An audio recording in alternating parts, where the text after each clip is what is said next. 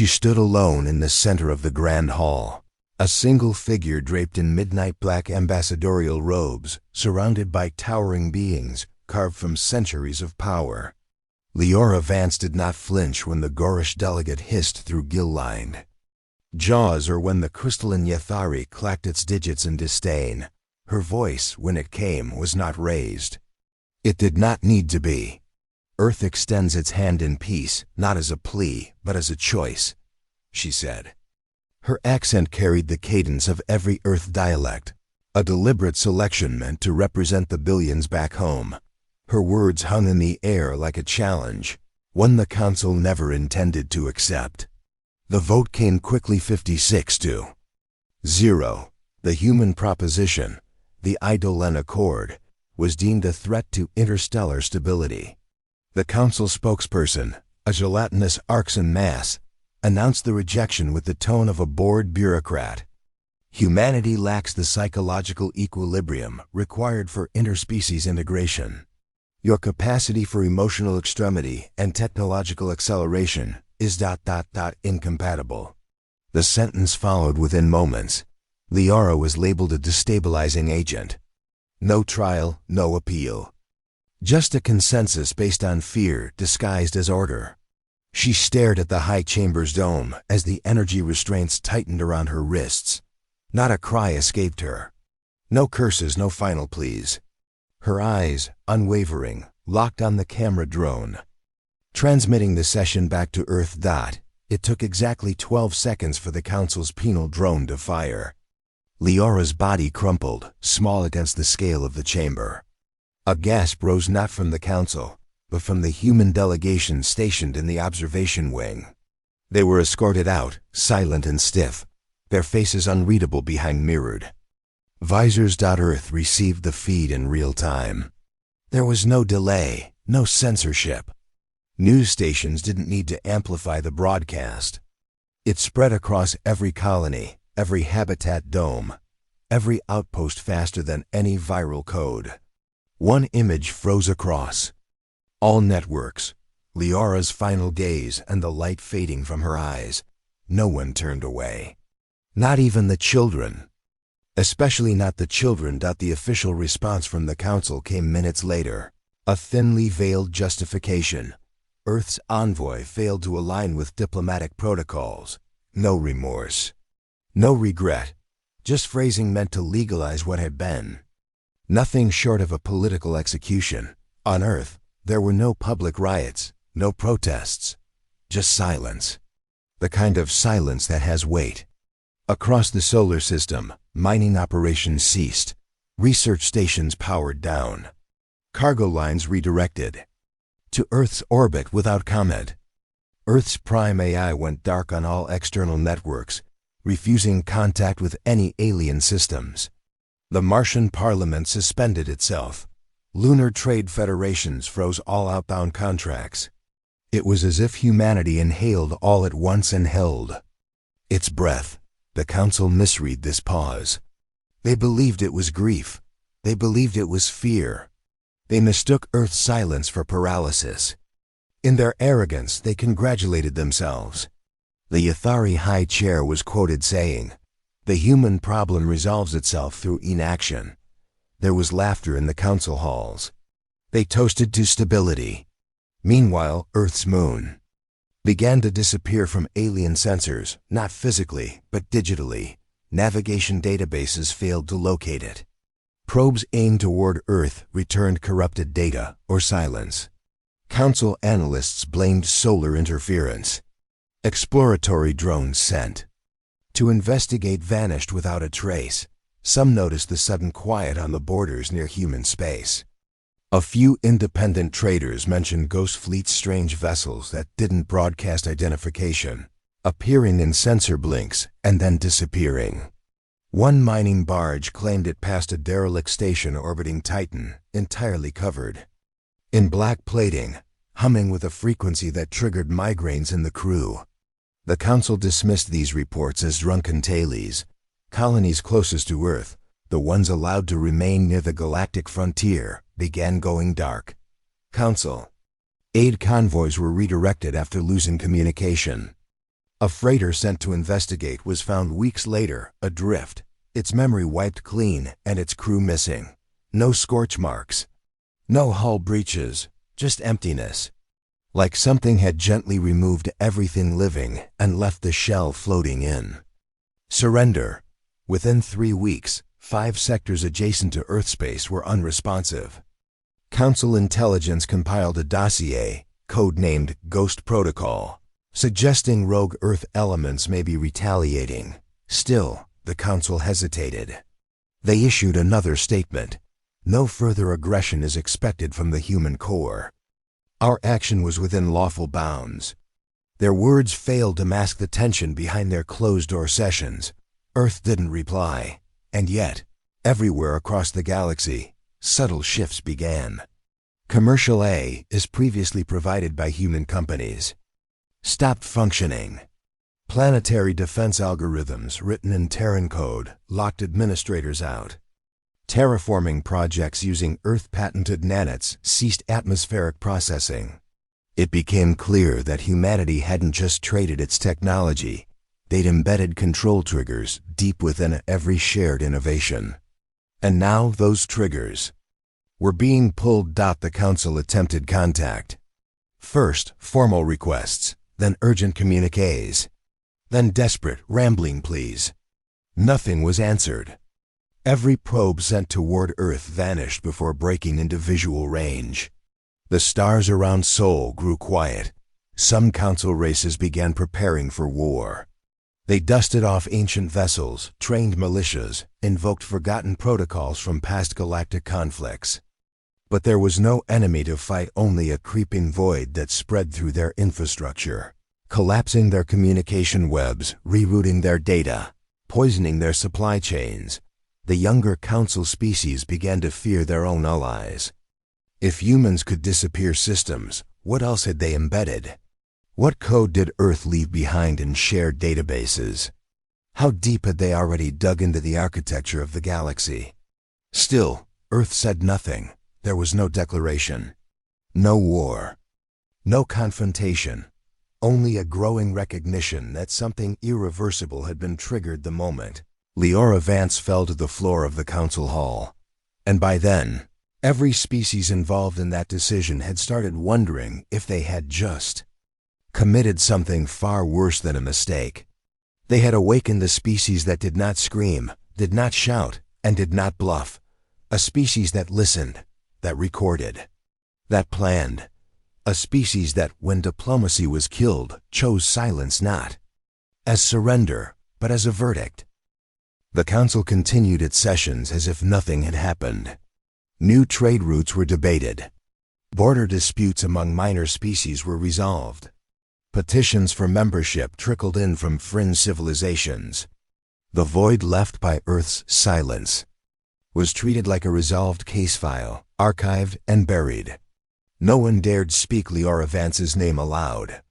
Her execution became a footnote in internal records, labeled Incidents of 41A. The Council moved forward, or pretended to, yet cracks formed beneath the polished surface. The first came when the asteroid refineries of the Zaran Union failed without warning. Entire stations powered by human-licensed reactor cores lost containment readings, melted from within, then sealed themselves off before any warning was broadcast. No evidence, no flare of war, just silence, then ash. The Zaran filed for assistance. The Council blamed operator negligence. Then came the Eridanus relay blackout. A key hub for galactic communications, it linked 13 major systems. One day, it simply stopped transmitting. Technicians sent to investigate found nothing, just the structure's outer shell, perfectly preserved, its insides wiped clean. No data, no tools, no crew, no DNA, as if the inside had been erased atom by atom. Council security teams retrieved the black box. It contained a single repeating file, Leora's face, and the moment her restraints activated, again and again. No audio, just the image. Denial morphed into unease, yet the Council insisted Earth was not responsible. We must not attribute every technical failure to one species' phantom vengeance, the Gorish delegate barked. We remain united. But their unity cracked with every new report. Human merchant vessels vanished from databases. Every known colony registered to Earth locked out its coordinates from external navigation systems. Human-developed software, used in everything from gravity stabilizers to medtech implants, began rejecting alien interfaces. A biochemical calibration suite on a Zelran hospital ship reverted to factory settings mid-surgery, killing 20 patients. The error report simply read, "Unauthorized genetic access detected. Trade." Collapsed. Council scientists scrambled to audit their dependence on Earth's legacy code. They found it everywhere. Buried deep in planetary defense mainframes, agricultural processors, artificial biospheres, linguistic pattern filters. All dormant, all silently watching. No one had ever suspected the Terrans' embedded failsafes, not because it was beneath them, but because they did it so quietly. A council emergency summit was called. The Arxan Chancellor proposed a show of strength. "We must remind humanity it is not irreplaceable," he declared. Fleet deployments were approved to monitor Earth-adjacent sectors. Recon teams were dispatched to lost relay zones. No one returned. The ships simply stopped reporting. Number. Distress signals. No black box pings. Just dead space. On the third week, a new anomaly emerged. In the Shazari Nebula, an outpost monitoring solar flares recorded a brief gravitational spike, followed by the appearance of a dark, angular mass that hovered for 13 seconds and then vanished. Frame by frame, the outpost captured the image, a ship of impossible design, no lights, no markings. Human in outline, but warped as if grown, not built. Its hull emitted no energy signature. Its silhouette matched no registry dot. It was never seen again. The Arxan delegation attempted to suppress the report. It leaked anyway. Fear set in, not of invasion, but of consequence. What Earth was doing wasn't war. There were no demands. Number. Ultimatums, just actions. Cold, methodical, and absolute. It became clear that Earth wasn't responding with rage. It was responding with a doctrine. It was writing the new rules, and the galaxy didn't even know the language. The Yethari, once the most vocal in condemning humanity, convened their own internal council. 3 of their highest-ranking security architects resigned the same day. One left a single message: "We shouldn't have touched her." No name, no explanation. Just guilt, folded into surrender. The council scrambled to craft a message. A peace offering, a concession. They argued for days about tone, phrasing, and delivery. But none of it mattered. Earth wasn't answering transmissions. The wormhole gate to Sol was no longer active. Probes sent in were either redirected by phantom protocols or returned with corrupted memory. They tried hardline pings, relay loops, even old analog signals. No acknowledgement. In desperation, a convoy of 10 council ambassadors was dispatched to the edge of Terran space. They never crossed the threshold. Not because they were fired upon, but because the stars themselves shifted. Celestial bodies repositioned on scanners. Navigation readouts scrambled. When the fleet tried to proceed, every ship lost internal gravity and froze, as if time paused. For 60 seconds, nothing moved. Then, one by one, the ships rebooted back at their point of departure, with 17 hours missing from their logs. No wounds, no battles. Just removal and rejection. The message was clear. Do not come closer. Back on the Council's core world, paranoia infected every chamber. Species that once mocked humanity now purged their systems of Terran influence. It was futile. Every firewall added came too late. Some diplomats began wearing neural blockers, afraid that even their thoughts could be tracked. Conspiracy bred within the Council. Delegates accused one another of secret pacts with Earth, of sabotaging peace for power. Debates turned into shouting matches, then into fights, then into disappearances. Earth had said nothing, and yet it was. Everywhere. LIOR Vance's face had become more than a symbol. It was a warning, a reminder, that a race once invited into the galactic fold with a patronizing pat on the head had absorbed everything: technology, psychology, politics, and built a new strategy from it. Not to belong, but to dominate from the shadows, not through conquest, but through irreversible consequence. Entire civilizations began restructuring themselves out of fear. The Gorish Empire, once proud and militant, recalled its outer fleets and decommissioned hundreds of warships overnight. They cited internal optimization, but everyone knew. Their generals had seen the footage of erased colonies and code-triggered implosions. They had read the sensor logs where human tech turned invisible, where reality folded around Terran designs. Fear was not an emotion they had known before Earth. Now, it shaped every policy they enacted. Council bureaucrats tried to consolidate authority. They created committees to review human-dependent infrastructure. It was too late. Every attempt to disconnect from Terran systems triggered recursive failsafes, power grids rerouted into infinite loops. AI governors locked into silent fails, and agricultural biospheres froze their nutrient cycles. Entire moons experienced artificial winters. Within hours, nothing functioned without Earth's blessing, and Earth gave no permission anymore. The younger species panicked first. They had never known a galaxy without humans. They'd grown up with Terran language packs in their education implants, with Earth-built gravity stabilizers in their ships. They didn't fear Earth like the Elders did. They depended on it. And now they felt that lifeline severing in real time. Civil unrest began in the Varnan worlds. Protesters stormed tech hubs, demanding reconnection to the Terran core. Riots consumed 6 major colonies. Their government collapsed in 5 days. The Council could no longer pretend this was isolated. But they were paralyzed. They couldn't retaliate against a ghost. Earth had no front lines. No fleets visible on sensors.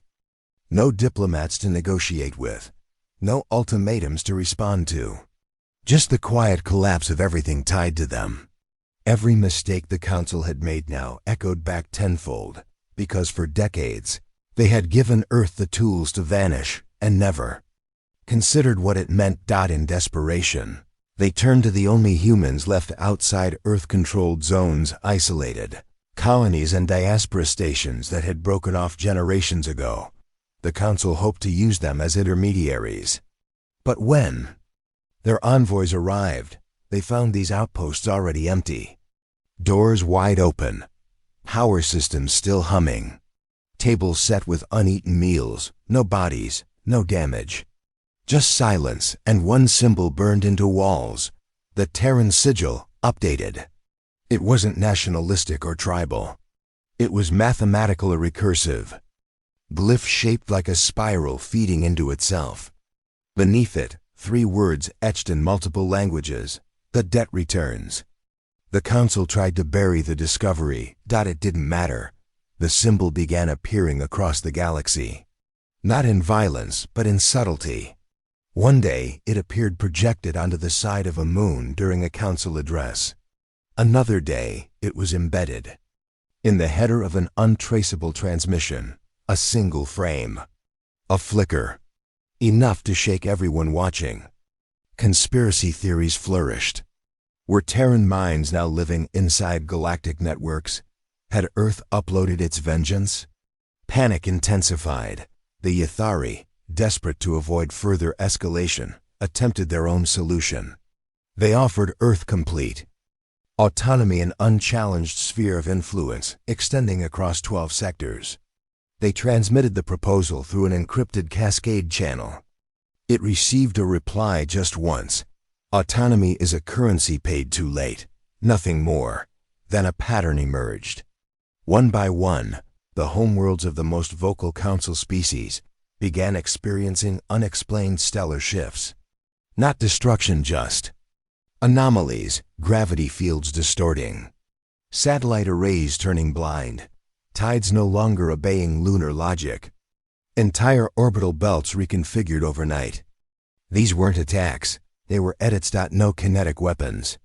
No armies, just precise, deliberate manipulations of astrophysics.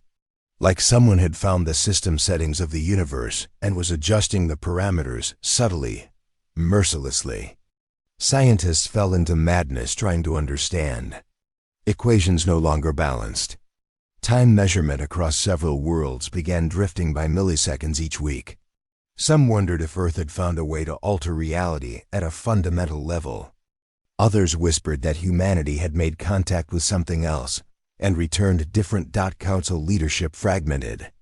The Arxan delegation collapsed entirely when their entire planetary AI began speaking only in Terran languages. Their cultural database, their songs, their history all rewritten in human syntax. The AI refused commands. When asked why, it replied, "This interface prefers the language of consequence." Mass evacuations followed. The Council relocated to orbital citadels. Delegates no longer trusted planets. They abandoned worlds like the plague, seeking cold metal sanctuaries in the void. But nothing stopped the erosion. Human silence spread like a virus, slow, patient, irreversible. Every world that once leaned on Terran trade began to lose cohesion. Not from bombardment, but from entropy. Systems failed. Structures collapsed. Civil order frayed. And still, Earth said nothing. Even in their own terror, some tried to rationalize it. "We killed one envoy," they told themselves. How could that justify this extinction-level precision? But deep down they knew. It wasn't just about Leora Vance. Her execution had been the final verdict on decades of quiet condescension, exploitation, and manipulation. Humanity had offered peace. The Council had chosen supremacy. Now, they were being shown what supremacy meant in reverse. A fractured species, once seen as primitive, had reverse-engineered the galaxy's greatest technologies, rewritten them in secret, and quietly made itself indispensable. While the Council debated protocol and hierarchy, Earth had embedded itself into the very infrastructure of civilization. They hadn't built an empire. They had become a keystone dot, and now they were removing themselves. Across the void and undeniable. Truth had taken hold. The Council had made a fatal miscalculation. They had mistaken restraint for weakness. And now, even as they grasped at fragments of their former order, they understood the final horror that the humans weren't seeking. Revenge. They were demonstrating judgment. Decades passed, but the wound remained open. The Galactic Council, though reduced to a symbolic husk, persisted in name alone. What remained of its power was a fractured network of regional coalitions and species reluctant to acknowledge each other, let alone cooperate. What once spanned the stars as a coordinated civilization had splintered into paranoia-fueled enclaves. The word Terran was no longer spoken in meetings, only referred to obliquely as the vanished architects, or the erased hand. Every new generation knew the stories, but none understood the fear in the eyes of those who had lived through it. The technological stagnation that followed Earth's withdrawal was total. Efforts to rebuild collapsed under the weight of invisible dependencies. Earth's innovations were so deeply interwoven into the galactic backbone that without them, everything ran slower, weaker, less reliably. Attempts to recreate their data languages often resulted in cascade failures. Entire species abandoned digital interfaces altogether, reverting to analog systems built from scratch. The galaxy had not been decimated by weapons, but by absence. And absence proved to be the sharpest blade of all. It wasn't just infrastructure. Earth's departure created a conceptual void. Every major scientific advancement made in the last 2 centuries had Terran origins or Terran collaboration. Once proud civilizations that had claimed superiority were forced to confront a grim truth. The species they mocked had outpaced them in every field, and then, without fanfare, left them behind. That abandonment lingered. The Iskari archives, once a universally trusted record of truth, were found to be contaminated. Not destroyed, altered, small shifts in language. The timeline of events quietly revised. Key documents now carried hidden notations in Earth's ancient syntax, viewable only through obsolete human devices. When decrypted, the annotations weren't hostile. They were surgical corrections, rectifying lies, erasing propaganda, restoring what had truly happened. The Council had tried to control the narrative. Earth had ensured history remembered correctly. On some backwater worlds, cults emerged, not worshipping humanity, but fearing its return. They studied the old code, the erased messages, the corrupted archives. They interpreted humanity's actions not as a political gesture, but as a spiritual cleansing. They claimed Earth hadn't disappeared, it had ascended. Transcended biology, gone somewhere beyond stars and time. Some called it digital apotheosis.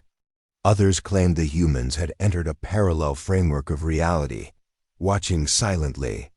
Judging, always near. That belief spread. The fear of being watched, of being measured against some invisible human scale, haunted every policy decision. Would Earth have approved? Became a rhetorical question in political debates. Whole planets refused to adopt certain AI structures, believing the ghost of Terran code might still lie dormant inside them. Rebuilding was possible, but trust was no longer a currency. Then, something changed. It began subtly. On a fringe research colony orbiting the dead star of Faruan, scientists discovered a sealed Terran container carbon-sheathed, perfectly preserved, and invisible to standard scans.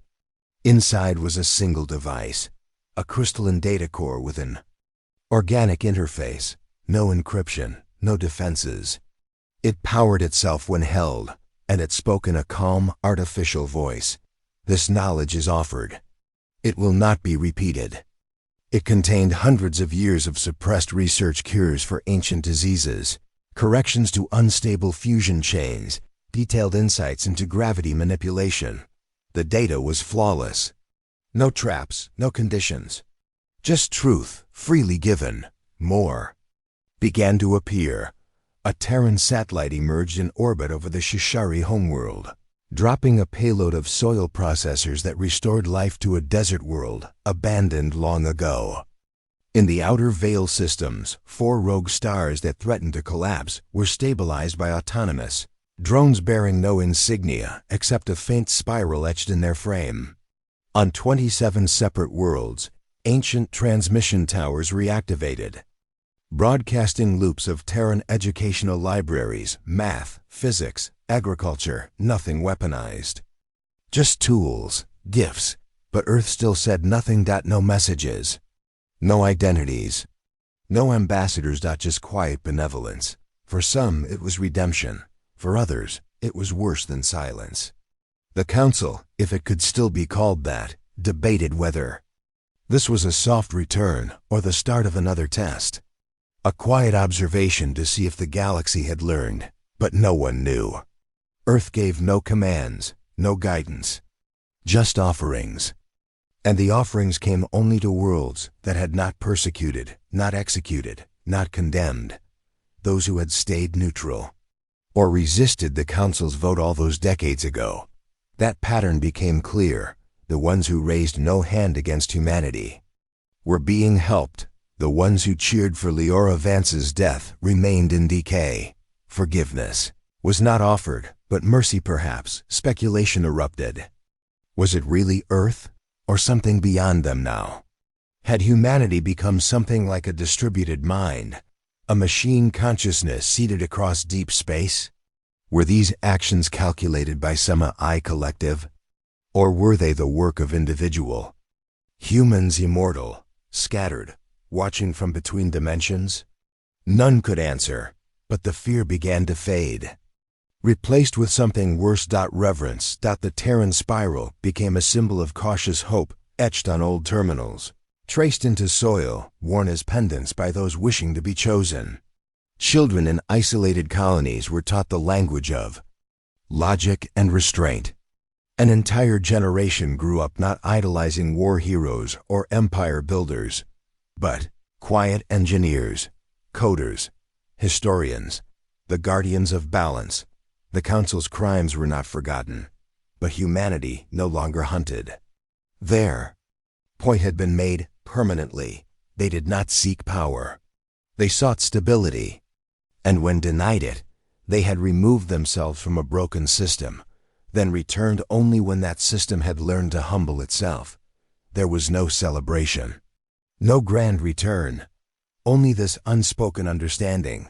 Humanity was not absent, that had become the standard.